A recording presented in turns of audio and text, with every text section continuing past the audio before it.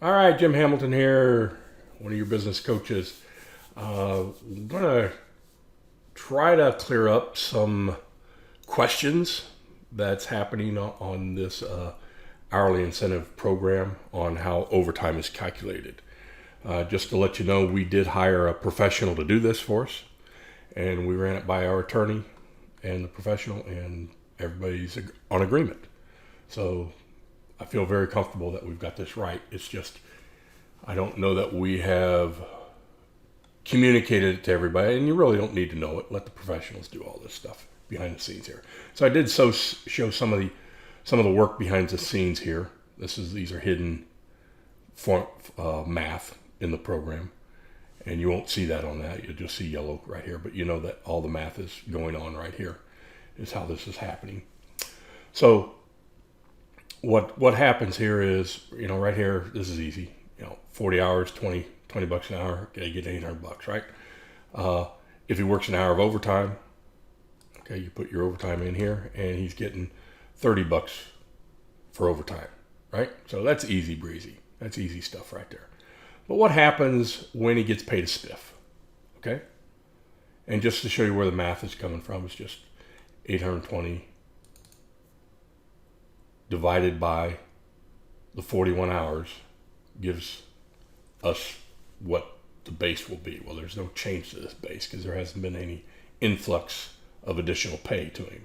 Okay, it's based off an hourly is $20 an hour rate, right? But let's just change that dynamic and say, okay, he's making more money, so he's made $40 in a spiff. So what does that do? Well, that changed this dynamic down here.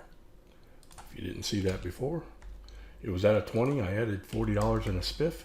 That changed his overtime, okay, or his base for overtime, which is going to show right here. So his new adjusted base is showing up right here. 1.5 times is this, and that's his new hourly overtime rate, okay? So the program does handle this on the spiffs, and it also handles it on the bonus levels. Right now I have his sales in at $4,800 because that's underneath the first bonus structure. So I'm going to make that $4,900 to show you that overtime rate is going to change again. And where you'll see that, you won't see that. I mean, you will see it right here. We're showing that, okay, he's got $980, okay, in pay. So what happens here is this shows up here, and this right here is, come down here on my, trust me, on the bottom of my screen, you're not going to be able to see it, but it says $980. If you add those two numbers up, you want to just pause this and add them up just to verify that says $980. That's what it says. So what it's basically doing is it's taking the $968. Oops. Oh, I had overtime in here. Let me take the overtime out. Okay. So there's the $980 total pay that he's getting. Okay. And when I add the hour of overtime that he's going to work, that base changed for that hour of overtime. Okay, so he divided more hours into more hours into the total compensation to get what the new base is going to be at. So that's 2362, and that's what shows up right here. So if he didn't have that hour of overtime, his base was higher because he did the same amount of sales but with one less hour. But he put an hour in, so obviously that goes down. But it's adjusted to the new pay base that we said we're going to pay him, because we set up here, you're going to scale him up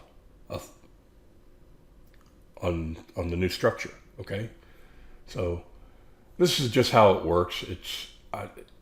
Here's the math for it. I don't know what else to say. I guess I could maybe understand it too clearly to give you very clear understanding of what's going on. But this is what happens. So if it just jumps up here and it goes to $8,000, okay, you're going to need to get a new base here to calculate your new overtime with. Okay, and that's just the law of the land. That's just the way it happens.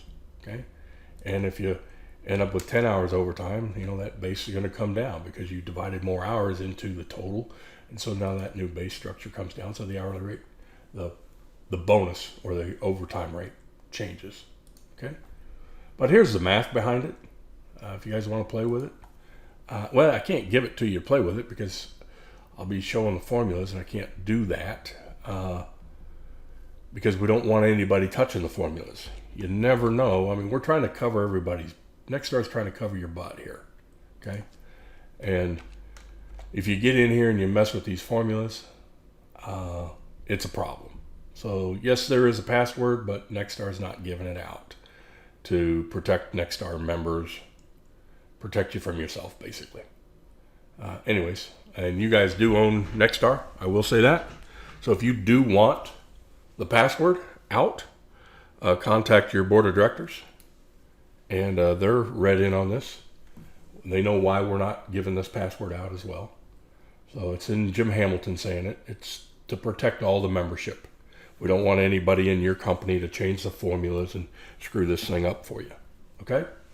So hope I'm very clear with that, and I hope that helped clear some things up. Okay.